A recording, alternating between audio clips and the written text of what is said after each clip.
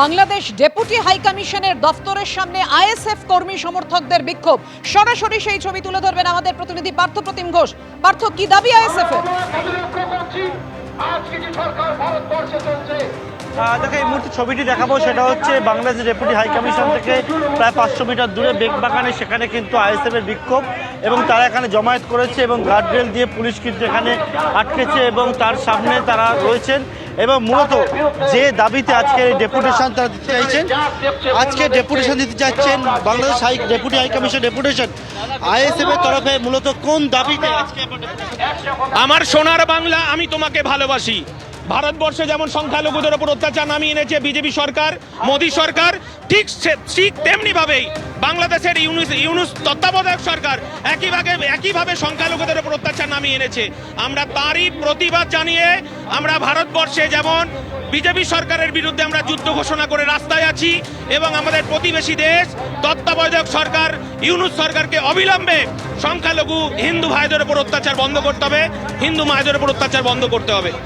একেবারে আমরা দেখতে পাচ্ছি যে বিষয়টা, সেটা হচ্ছে যে বাংলাদেশ সংখ্যালঘুদের ওপরে যে অত্যাচার হচ্ছে তার বিরুদ্ধে আইএসএফ এবং তারা এসছেন এবং এসে এখানে কিন্তু তাদেরকে আটকানো হয়, গার্ডরেল দিয়ে ঘিরে দেওয়া হয়। পরবর্তীকালে কয়েকজন প্রতিনিধিকে, 4 জন প্রতিনিধিকে এখান থেকে বাংলাদেশ ডেপুটি হাই কমিশনে নিয়ে যাচ্ছে পুলিশ এবং সেখানে নিয়ে গিয়ে সেখানে কিন্তু তাদের ডেপুটেশন দেবেন এবং দিয়ে তাদের যে দাবি সেই দাবি জানাবেন।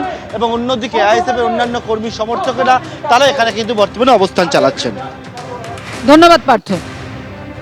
সন্ন্যাসী চিন্ময় কৃষ্ণ দাস 5 দিন হয়ে গিয়েছে, তিনি এখনো জেলে রয়েছেন।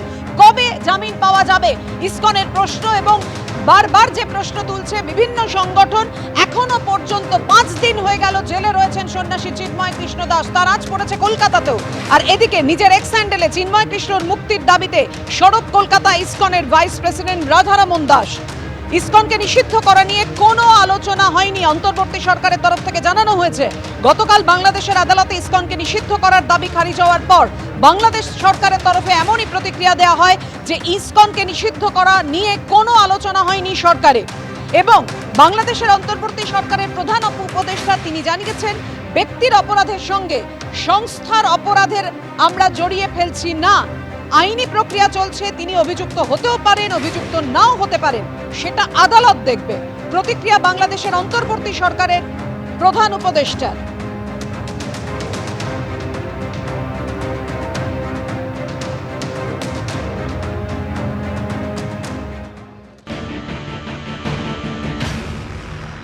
কোনো সংস্থা নিষিদ্ধ করার কোনো আলোচনা সরকারের মধ্যে হয়নি। দাবি অনেকেই উঠতে পারে, দাবির সপক্ষে মানুষ অনেক কর্মসূচিও দিতে পারে।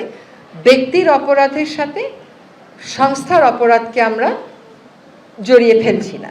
এখন একটা সুনির্দিষ্ট অভিযোগের ভিত্তিতে একজনকে গ্রেফতার করা হয়েছে, তার ব্যাপারে একটা আইনি প্রক্রিয়া চলছে। তিনি অভিযুক্ত হতেও পারেন, অভিযুক্ত নাও হতে পারেন, সেটা আদালত দেখবে।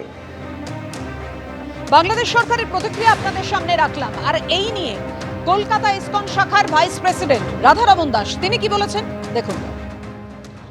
এটা খুব ওয়েলকাম স্টেপ, ওয়েলকাম ডিসিশন। আর অ্যাকচুয়ালি আমরা খুব ডিস্টার্ব ছিলাম যখন শুনলাম কি যে সরকারের এজি যিনি যখন স্টেটমেন্ট দিয়েছিলেন হাইকোর্টে, তো আমরা অনেক চিন্তায় ছিলাম। কিন্তু যদি এটা সরকার বলছে, উই ওয়েলকাম দ্যাট স্টেপ। আর এরই মধ্যে বাংলাদেশে ইসকনের সঙ্গে যুক্ত 17 জনের ব্যাংক অ্যাকাউন্ট ফ্রিজ করে দেওয়া হয়েছে। একদিকে যখন বাংলাদেশ সরকার বলছে, বাংলাদেশের অন্তর্বর্তী সরকার বলছে যে ব্যক্তির অপরাধের সঙ্গে সংস্থার অপরাধ আমরা জড়িয়ে ফেলছি না, সেই সঙ্গে বাংলাদেশে ইসকনের সঙ্গে যুক্ত 17 জনের অ্যাকাউন্ট ফ্রিজ করা হলো। বিএফআইইউ এর শাখা দেশের সেন্ট্রাল ব্যাংকের নির্দেশে এই অ্যাকাউন্টগুলি ফ্রিজ করা হয়েছে।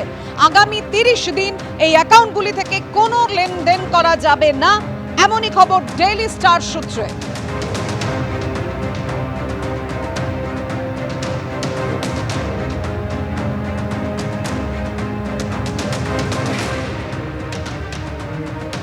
আর এই ব্যাংক অ্যাকাউন্ট ফ্রিজ নিয়ে কি বলেছেন ইসকনের কলকাতা শাখার ভাইস প্রেসিডেন্ট রাধারমন দাস দেখুন।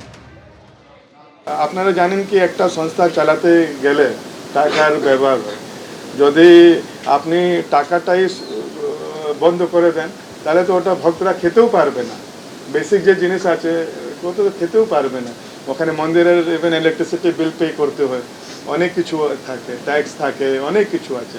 যারা ব্রহ্মচারী সন্ন্যাসী ওখানে থাকছে ওটা একটা এক্সপেন্ডিচার আছে। তো যদি ও সূত্রটা, যদি আপনারা এই যে তথ্যটা দিলেন কি ওটা বন্ধ করা হচ্ছে ব্যাংক, এটা খুব আনফরচুনেট। আমি কি বলতে পারি, আপনারা এই জায়গাতে কি ধরনের দৈত্য এক্সপেক্ট করছেন, মানে কি ধরনের সলিউশন এটা তো এক্সপেক্ট করুন, কি ধরনের সলিউশন এক্সপেক্ট করছেন?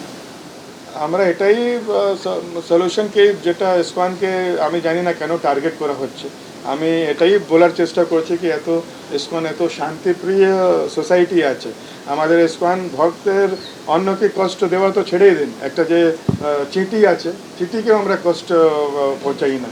আমাদের খাওয়াতে, আমাদের বচনে, আমাদের ব্যবহারে, আমাদের রহন সহনে কোনো মাধ্যমে আমরা কাউকে কষ্ট পৌঁছাতে চাই না। তাহলে এরকম যে সমাজ আছে, সোসাইটি আছে, ওদেরকে টেররিস্ট অর্গানাইজেশন ঘোষণা করার চেষ্টা, এটা খুব দুর্ভাগ্যজনক, দুর্ভাগ্যপূর্ণ। বাংলাদেশে ইসকনের সঙ্গে যুক্ত 17 জনের ব্যাংক অ্যাকাউন্ট ফ্রিজ করা হয়েছে। আর এই নিয়ে কেন্দ্রীয় সরকার যা পদক্ষেপ করার করবে এমনটাই জানিয়েছেন বিজেপি বিধায়ক শঙ্কর ঘোষ। অনেকে এটা মনে করছেন বাংলাদেশে যে সরকার চলছে সেই সরকারের কার্যকলাপ নিশ্চিতভাবে প্রশ্নের মুখে সারা পৃথিবীতে প্রশ্নের মুখে পড়েছে। এই প্রসঙ্গে শুধু একটি কথাই বলবো, যেহেতু এটা প্রতিবেশী রাষ্ট্রের বিষয়, কেন্দ্রের সরকার রয়েছে, কেন্দ্রের সরকার প্রতিটি মুহূর্তে এই বিষয় নিয়ে বিবৃতি দেওয়া এবং প্রয়োজনীয় হস্তক্ষেপ করছে।